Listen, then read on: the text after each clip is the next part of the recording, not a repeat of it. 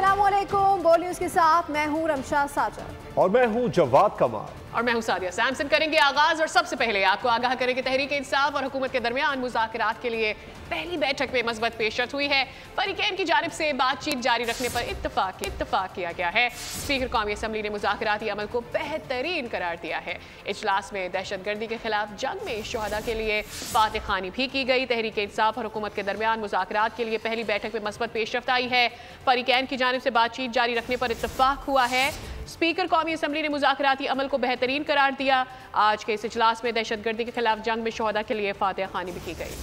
हुकूमत और पीटीआई में तलखियां कम होने लगी, सियासी बर्फ पिघलने लगी। स्पीकर अयाज सादिक की जेर सदारत मुज़ाकराती कमेटी की पहली बैठक में मस्बत पेशरफ्त। फरीकैन ने बातचीत जारी रखने पर इत्तेफाक किया। इजलास में हुकूमत के साथ और पीटीआई के 3 अरकान शरीक हुए। अयाज सादिक ने कहा कि मुज़ाकरात का अमल जमहूरियत का हुस्न है। शुरका की मौजूदगी बातचीत की संजीदगी को जाहिर करती है। उम्मीद रखता हूँ कि हम ज़ाती मफाद से हट के पाकिस्तान के मफाद की बेहतरी की बात करेंगे और हमारी कोशिश ये होगी कि पाकिस्तान की खातिर मिल बैठ के, चूँकि हर मसले का हल मुज़ाकरात में ही है। इजलास के बाद जारी एलामिये में कहा गया कि कमेटी का आइंदा इजलास 2 जनवरी को होगा। पीटीआई मुतालबात पेश करेगी। फरीकैन ने बातचीत को मस्बत अमल करार दिया है। मीडिया से गुफ्तगू में इरफान सिद्दीकी ने कहा कि अच्छी तवक्कुआत हैं। पाकिस्तान की खुशहाली है, अच्छे मकासद के साथ, अच्छी नीयत के साथ माजी को एक तरफ रखते हुए हम जा रहे हैं और तवक्को रखते हैं कि ये जो मुज़ाकरात शुरू हो रहे हैं इससे अच्छे नतीजे। राना सनाउल्लाह ने कहा कि मुज़ाकरात नागुज़ीर हैं लेकिन जमानत नहीं देते। फरीकैन में से 100% किसी की भी नहीं मानी जाएगी। हर इशू के ऊपर कोई यहाँ पे कंडीशन नहीं है कि ये बात हो सकती, ये नहीं हो सकती। ये नहीं हो सकता कि कोई 100% हमारी बात को मान लेगा या कोई 100% हम दूसरे की बात को मान लेंगे। दरमियानी रास्ता ही जो है वही एक बेहतर रास्ता हो। MQM पाकिस्तान ने भी मुज़ाकरात के अमल को सराहा है। हुकूमती इत्तेहाद के मेंबरान पर मुश्तमिल मुज़ाकराती कमेटी में मजीद 2 अरकान को शामिल कर लिया गया। वज़ीर आज़म की हिदायत पर रुकने कौमी असम्बली एजाजुल हक और सरदार खालिद मक्सी को कमेटी में शामिल किया गया। वज़ीर आज़म शहबाज शरीफ ने उम्मीद जाहिर की है कि मुज़ाकरात में मुस्बत पेशरफ्त होगी। वाज़ेह किया गया कि मुल्की मफाद सब पर मुक़द्दम है, कौमी सलामती को मलहूज़ खातिर रखा जाए। रहनुमा पीटीआई असद कैसर ने हुकूमत से मुज़ाकरात का अहवाल बता दिया। कहा जेलों में कैद वर्कर्स से बातचीत हुई है। जुडिशल कमीशन की तश्कील के हवाले से भी मुतालबा सामने रखा। हमने एक चार्टर ऑफ डिमांड जनवरी को पेश करेंगे। इब्तिदाई गुफ्तगू के बाद बाकायदा मुज़ाकरात का आगाज तो जनवरी को होगा। जो हमारे वर्कर्स हैं जो इस वक्त जेलों में, उसके ऊपर भी हमने बात की। हमारा मुतालबा है कि सुप्रीम कोर्ट की सीनियर तरीन जजेस की जो है ना वो जुडिशल कमीशन बनाया जाए। एक प्रॉपर चार्टर ऑफ डिमांड हम बनाएंगे और 2 तारीख को जो हमारी मीटिंग है उसमें हम पूरा अपना जो हमारा जो भी डिमांड्स है जो भी है उसमें रखेंगे और उन्होंने बताया कि हम इस पर बात करेंगे। बहरहाल चूँकि बाकायदा हमारी मुज़ाकरात जो है ना वो 2 जनवरी की शुरू होंगी। आज जो है ना एक इनिशियल डिस्कशन हुई है लेकिन डिटेल डिस्कशन जो है ना इंशाल्लाह 2 जनवरी से शुरू होगी। सियासी मुज़ाकरात के हवाले से तो आपने जाना, अब जान लीजिए कि बिलावल भुट्टो जरदारी क्या कह रहे हैं। उन्होंने कहा कि हमें मज़ीद बिजली पैदा करने की इजाज़त नहीं दी जा रही। नई नहरें बनाने से पहले मुस्तकबिल के लिए सोचना ज़रूरी है। बिलावल भुट्टो जरदारी का सिंध यूनिवर्सिटी जामशोरों के कॉन्वोकेशन से खिताब। उन्होंने कहा लोड शेडिंग ख़त्म करने का दावा मज़े का खेज़ करार है दिया और कहा कि इससे बड़ी कोई और मजाक की बात नहीं हो सकती। जामशोरों आए आपको लोड शेडिंग दिखाते हैं। तेज़ रफ्तार इंटरनेट शहरियों का बुनियादी हक है। डिजिटल हकूक़ की कानून साजी के लिए जिद्दोजहद करनी होगी। बिलावल भुट्टो ने डिजिटल बिल ऑफ राइट्स लेकर आने का ऐलान भी कर दिया। कहते हैं कि हमारे पास एक्सेस बिजली है तो हम आपको इजाजत नहीं देंगे कि आप नया बिजली घर बनाएं, चाहे वो सोलर हो, चाहे वो विंड हो या आपका कोल हो। कहते तो है कि लोड शेडिंग ख़त्म। इतना बड़ा मजाक है वो भी मौसमी तब्दीली के लिहाज से। वो यहाँ हमारा जामशोरों आते, हैदराबाद आते, लड़कानों आते तो हम उनको दिखाते कि लोड शेडिंग ख़त्म नहीं है।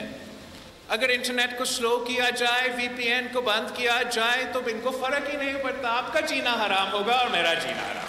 अपनी हक के लिए हमें जिद्दोजहद करना पड़ेगा। हमें अवेयरनेस स्प्रेड करना पड़ेगा, हमारे हक हमें मुतालबा करना पड़ेगा। अपने दौर के लिए एक डिजिटल बिल ऑफ राइट्स के लिए जद्दोजहद करना चाहिए। बुलेटिन में बात वज़ीर आला पंजाब मरियम नवाज शरीफ की, जिन्होंने कहा सियासी मुखालिफत की वजह से मुझे किरदार कशी का सामना करना पड़ा। लोगों की पगड़ियाँ उछालने वाला किसी का हमदर्द नहीं हो सकता। वज़ीर आला पंजाब ने तालिब इल्मों को तलकीन की कि जलाओ घिराओ तलबा को ज़ेर नहीं देता, आपने मुस्तकबिल को संवारना है। रहेगी कि जला दो, आग लगा दो, तोड़ दो, सर तोड़ दो, डंडे पकड़ लो हाथ में, पेट्रोल बॉम्ब्स पकड़ लो हाथ में, और उसके बाद अपने बच्चे आराम से बैठे हैं, लोगों के बच्चे जेलों में रुल रहे होते हैं। ये मुस्तकबिल मैं आपके लिए बिल्कुल नहीं चाहती, ना ये मुस्तकबिल का ये रास्ता अपने लिए चुनना है। इस तरह की मुझे स्लैंडर कैंपेन्स का सामना करना पड़ा, कैरेक्टर असैसिनेशंस का सामना करना पड़ा, सिर्फ और सिर्फ जो सियासी मुखालफत है उसकी बुनियाद पर।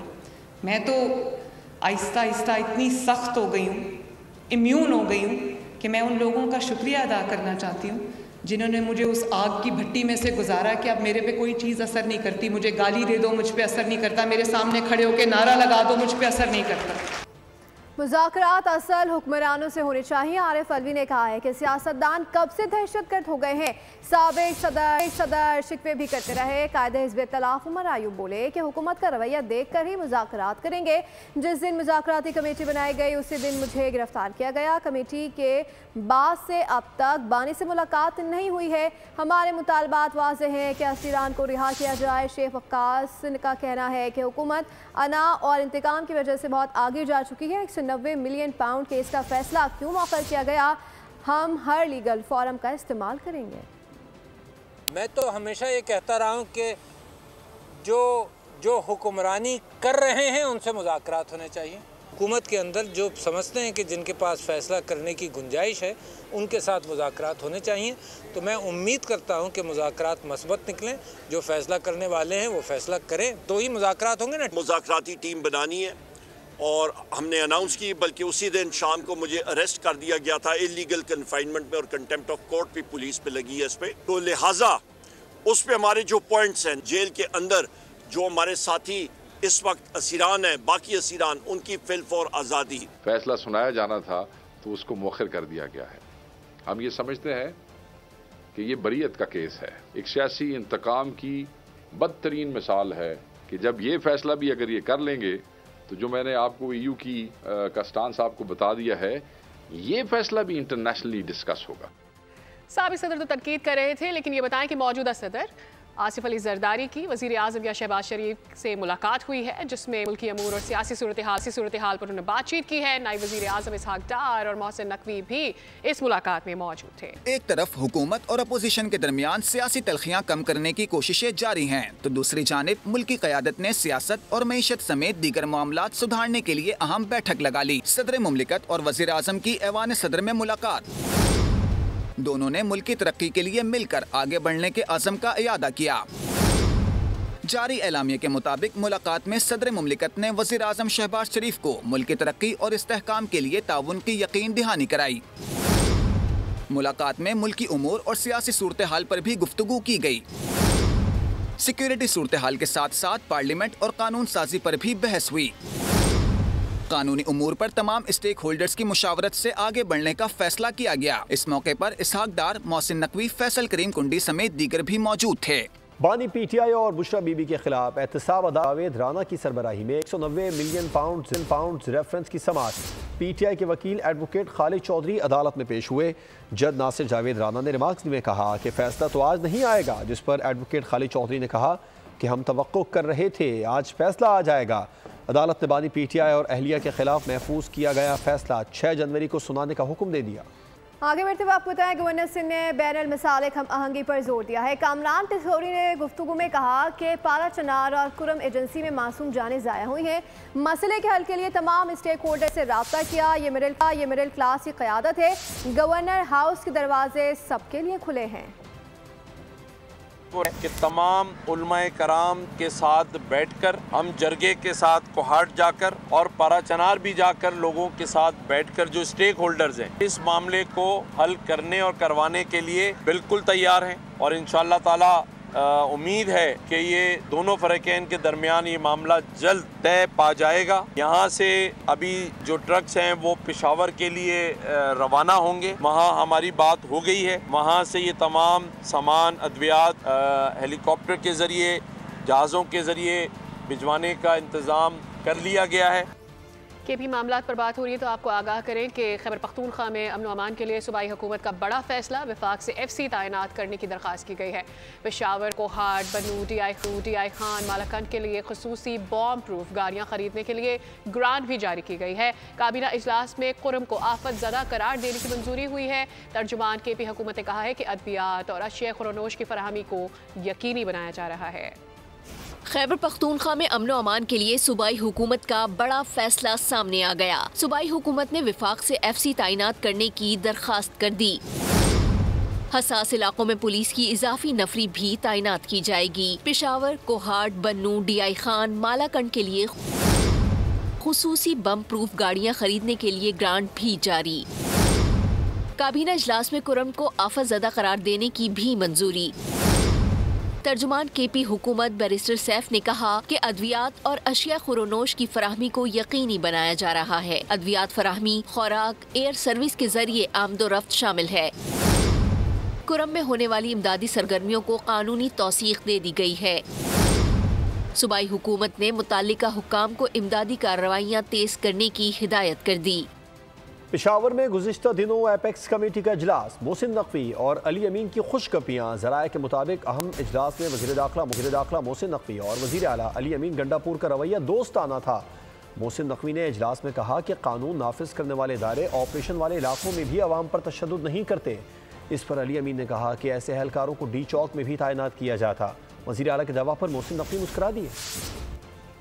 और अब ये जानिए, पाकिस्तान स्टॉक एक्सचेंज में कारोबारी हफ्ते के पहले रोज जबरदस्त तेजी के SE 100 इंडेक्स में 4000 से ज़ायद पॉइंट्स का इजाफा हुआ है। इंटरबैंक में अमरीकी डॉलर 2 पैसे सस्ता हो गया। सोने की कीमत में इस्तेकाम देखा गया। पाकिस्तान स्टॉक एक्सचेंज में कारोबारी हफ्ते के पहले रोज जबरदस्त तेजी के SE 100 इंडेक्स 4411 पॉइंट्स के इजाफे से 1,13,924 पॉइंट्स पर बंद हुआ। मार्केट में 50 अरब 45 करोड़ से जायद मालियत के शेयर्स के सौदे हुए। इंटरबैंक में अमरीकी डॉलर 15 पैसे महंगा हो गया। इंटरबैंक में डॉलर 278 रुपए 42 पैसे से बढ़कर 278 रुपए 57 पैसे पर बंद हुआ। सराफा बाजार में सोने की कीमत में इस्तेहकाम रहा। सोना 2,73,400 रुपए फी तोला पर फरोख्त हुआ। और अभी आपको बताएंगे कि कराची में अगवा बराए तावान में मुलव्विस CTD के 9 अहलकार गिरफ्तार कर लिए गए हैं। इंसदाद दहशतगर्दी की अदालत ने अहलकारों की जमानत मुस्तरद कर दी है। पुलिस ने 8 CTD अहलकारों को कमराए अदालत से गिरफ्तार किया है। एक मुलजिम अहलकार पहले ही जेल में मौजूद है। CTD अहलकारों ने 2022 में शहरी फैजान और साद को तावान के लिए अगवा किया था। मुलजिमान के खिलाफ थाना बिलाल कॉलोनी में मुकदमा दर्ज किया गया था। कराची में जराइम पेशा नासिर आजाद, मुख्तलिफ इलाकों में फायरिंग के वाकयात, 3 अफराद जख्मी हो गए। न्यू कराची में बिलाल कॉलोनी पुलिस ने CCTV फुटेज की मदद से स्ट्रीट क्राइम में मुलव्विस इंतहाई मतलूब मुलजिम को गिरफ्तार कर लिया। कराची जराइम पेशा अनासिर की आमाजगाह बन गया। सोराबगोट में फायरिंग से 2 अफराद जख्मी, जख्मियों को अस्पताल मुंतकिल कर दिया गया। एक जख्मी की हालत तशवीशनाक करार। औरंगी टाउन कस्बा कॉलोनी में झगड़े के दौरान गोलियां चल गई। फायरिंग से एक शख्स शदीद जख्मी, शनाख्त फराज के नाम से हुई, अस्पताल मुंतकिल कर दिया गया। पुलिस ने मुलजिम की तलाश शुरू कर दी। न्यू कराची बिलाल कॉलोनी में पुलिस की खुफिया मालूमात की बुनियाद पर कार्रवाई। डकैती मजामत पर शहरियों को फायरिंग करके कत्ल और जख्मी करने वाले डकैत गैंग का सरगना हमजा उर्फ मूसा गिरफ्तार कर लिया गया। मुलजिम से असलाहा भी बरामद हुआ। कराची में टूटी फूटी सड़कें और बेलगाम ट्रैफिक शहरियों की जान के दुश्मन बन गए। बोल न्यूज़ की शानदार काविश, हादसात और लापरवाही से आगाही देने के लिए बेलगाम सवारी के उन्वान से खुसूसी ट्रांसमिशन की, देखने वालों के दिल जीत लिए। ट्रांसमिशन में महकमा ट्रैफिक, पुलिस समेत मुख्तलिफ शोबा हाय जिंदगी से ताल्लुक़ रखने वाली अहम शख्सियात ने पैगामात के जरिए ट्रैफिक के खतरे के खिलाफ शऊरी बेदारी में हिस्सा लिया। कोई मदद को न आया, टायर तले दबे लखते जिगर को खुद अपने हाथों से निकाला। ट्रैफिक हादसे में कमसिन अफान की वालिदा का गम आज भी ताज़ा।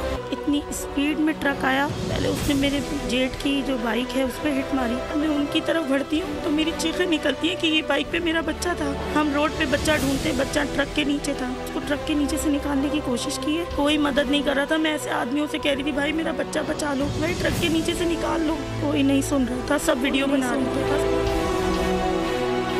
मैंने खुद बैठ के मैंने मेरे भाई ने मिलके उसको निकाला। आंख बंद करते हुए डर लगता है, सोते हुए डर लगता है। सब कुछ पानी चल रहा है। वालों के दिलों में घर कर गई। संजीदा मसले पर बोल की जानदार काविश में डीआईजी ट्रैफिक अहमद नवाज चीमा भी हिस्सा बने। बच्चों को बिल्कुल मोटरसाइकिल वालिदैन की जिम्मेदारी बनती है कि उसको चलाने ना दे, तावक्त आके वो लाइसेंस हासिल ना कर ले। मल्टीपल लोगों को मोटरसाइकिल पे, 2 से ज़ायद अफराद को मोटरसाइकिल पे कतन जो है वो नहीं बैठना चाहिए।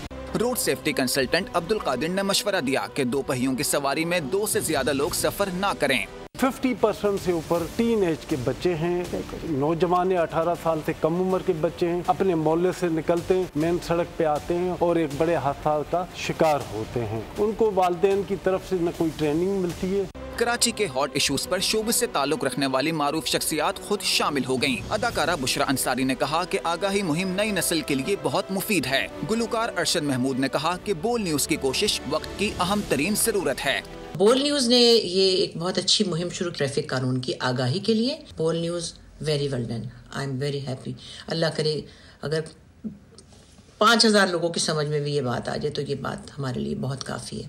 इस मिशन के ऊपर हूँ कि जो छोटे मासूम बच्चे हैं उनको आप मोटरसाइकिल पे ना बिठाएं। बोल कहता सच बोल, तो मैंने जो मेरे दिल में था सच मैंने बोल दिया। आदाद शुमार के मुताबिक रवां साल ट्रैफिक हादसात के सबब 771 जनाजे उठ चुके हैं, जिनमें सबसे ज्यादा मोटरसाइकिल सवारों की अमवात हैं। कराची की सड़कें हैं या मौत के कुएं। साल भर के दौरान 771 जानें ले ली। बच्चे, बूढ़े, मर्द, खवातीन कोई भी महफूज नहीं है। ट्रैफिक हादसात में अमवात की शरह तशवीशनाक हद तक बढ़ती जा रही है। मजीद जान लेते साथी एंकर रमशा साजिद से। जनवरी में 94 अफराद जाँ बहक और 734 जख्मी हुए। फरवरी में हादसात 55 जाने ले गए और 709 जख्मी हुए। मार्च में हादसात से अमवात की तादाद 39 रही, जबकि 525 जख्मी हुए। अप्रैल में 64 जाने गई, 470 अफराद जख्मी हुए। मई में 51 अफराद मारे गए, जबकि 464 जख्मी हुए। जून में 75 अफराद ने जान से हाथ धोए, जबकि 645 जख्मी हुए। जुलाई में 40 अफराद जाँ बहक, जबकि 630 जख्मी हो गए। अगस्त में जाँ बहक अफराद की तादाद 45 रही और 516 जख्मी हुए। सितंबर में 71 अफराद जाँ बहक और 781 जख्मी हुए। अक्टूबर में 66 जाने गई, 980 अफराद जख्मी हुए। नवंबर में 90 जिंदगियों का खात्मा हुआ, जबकि 987 जख्मी हुए। दिसंबर में 22 रोज में 81 अफराद ने जान की बाजी हारी, जबकि 700 अफराद जख्मी हुए। हादसात में 601 मर्द, 88 खवातीन, 61 बच्चे और 21 बच्चियां जाँ बहक हुई। बलूचिस्तान हुकूमत के ज़ेर इस्तेमाल तैयारों और हेलीकॉप्टर के अखराजात की तफसीलात सामने आ गई हैं। बोल न्यूज़ ने एविएशन विंग की दस्तावेज़ात हासिल कर ली हैं। महकमा नज़्म व नस्क के एविएशन विंग पर सालाना 57 करोड़ रुपए के अखराजात का इंकशाफ। दस्तावेज़ात के मुताबिक एविएशन विंग में 88 मुलाजमीन तैनात, 30 असामियाँ खाली हैं। हुकूमत बलूचिस्तान के VIP तैयारे और हेलीकॉप्टर के लिए सालाना 16 करोड़ मरम्मत के लिए, जबकि 10 करोड़ फ्यूल पर खर्च होते हैं। अमले की तनख्वाहों पर सालाना 15 करोड़ रुपए से ज़ायद खर्च होते हैं। एविएशन विंग में 44 मुस्तकिल और 44 कॉन्ट्रैक्ट मुलाजमीन शामिल हैं।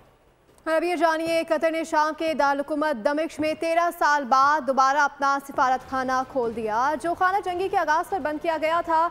मीडिया रिपोर्ट्स के मुताबिक सिफारत खाने पर कतर का परचम लहरा दिया गया। कतर तुर्किया के बाद दूसरा मुल्क बन गया है जिसने इस बार बाज़ाब्ता तौर पर अपना सिफारत खाना दोबारा खोला है।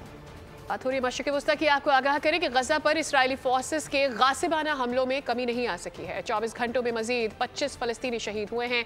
अरब मीडिया के मुताबिक इसराइली फ़ौज ने कमाल उदवान अस्पताल और अल-मुआसी कैंप को निशाना बनाया है। बमबारी से बेघर फ़लस्तीनियों के खैमों को आग लग गई है। शहदा की मजमूई तादाद 45,330 हो गई है। 1,07,720 जख्मी हो चुके हैं। हमास की गजा और मगरबी किनारे में जवाबी कार्रवाइयाँ भी जारी हैं। हमास ने जवाबी हमलों में मुतादिद इसराइली फौजियों को हलाक और जख्मी करने का दावा किया है। यूनान कश्ती हादसे में जाँ बहक पाकिस्तानियों की मैयतों को पाकिस्तान भिजवाने का शेड्यूल सामने आ गया। मैयतें 28, 29 और 30 दिसंबर को हीथ्रो एयरपोर्ट से रवाना होंगी। जाँ बहक हो जाने वालों का ताल्लुक पंजाब के मुख्तलिफ अजला से है। 1 और 2 जनवरी को पाकिस्तान के मुख्तलिफ एयरपोर्ट्स पर मैयतें पहुँचेंगी। मैयतों को पाकिस्तान भिजवाने के तमाम तरह अखराजात हुकूमत पाकिस्तान अदा कर रही है। खेलों के मैदान से शामिल करते हुए आपको बताएं कि आखिरी एक रोजा मैच में पाकिस्तान ने जनूबी अफ्रीका को 36 रन से शिकस्त देकर 3 मैचेस की सीरीज में व्हाइट वॉश कर दिया। कामयाबी में साइम अयूब शानदार सेंचुरी के साथ नुमाया रहे। सुफियान मुकीम ने 4 प्रोटीज बल्लेबाज शिकार करके जीत में अहम किरदार अदा किया। दोनों टीमों के दरमियान फर्क साबित होने वाली परफॉर्मेंस की वजह से Saim Ayub player of the match और प्लेयर ऑफ द सीरीज करार पाए।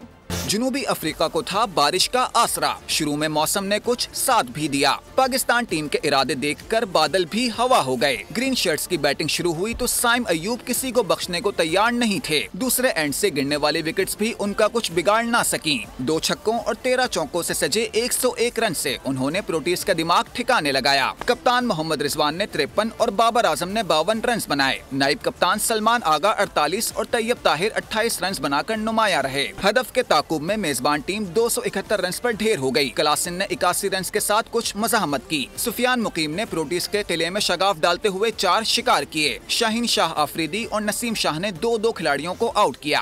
पाकिस्तानी क्रिकेटर मोहम्मद हसनैन बने मेजबान, सुफियान मुकीम बने मेहमान। हसनैन के सुफियान से हुए सवालात। नौजवान पाकिस्तानी खिलाड़ी ने क्रिकेट वर्ल्ड में अपनी आमद से मुतालिक तजुर्बात शेयर किए। चैंपियंस T20 कप की बात करेंगे, जिसके फाइनल में मारखोर्स और स्टैलियंस बुध को मद्दे मुकाबिल होंगे। इवेंट के क्वालिफायर में मारखोर्स ने लायंस को 29 रन से शिकस्त दे दी। फ़खर जमान 5 छक्कों और 9 चौकों की मदद से बनाए गए 89 रन के साथ नुमाया रहे। मारखोर्स के 181 रन के हदफ के ताक़ुब में लायंस 9 विकेटों पर 151 रन बना सके। फ़खर जमान शानदार कारकर्दगी की वजह से मैच के बेहतरीन खिलाड़ी करार पाए। साल 2024 जाली और पेशावराना बददियानती के मुर्तकिब वकला पर भारी रहा। रवा साल पंजाब बार काउंसिल ने वकला के रूप में काले कार्ड का तकद्दुस पामाल करने वाले 35 अफराद के खिलाफ एक्शन लेते हुए तकद्दुस पामाल किया। इस पर भी आपको आगाह करेंगे, लेकिन फिल वक्त ये जानिए कि सूफियाना कलाम, मोहब्बत भरा अंदाज, आलमी शोहरत याफ्ता कवाल अमजद साबरी का यौम पैदाइश। अमजद साबरी ने अपनी बेहतरीन आवाज़ और इनफरादियत की वजह से सबके दिलों में घर किया। ना सिर्फ पाकिस्तान में कवाली को जिला बख्शी, बल्कि लंदन, अमेरिका और भारत में भी अपनी आवाज़ का जादू बखेरा। इसी के साथ बुलेटिन से फिल वक्त इतना ही। मज़ीद किसी भी खबर की डिटेल के लिए विजिट कीजिए हमारी वेबसाइट bolnews.com। आप देखते रहिए बोल न्यूज़। सब्सक्राइब करें और बेल दबाएं ताकि कोई खबर रह न जाए।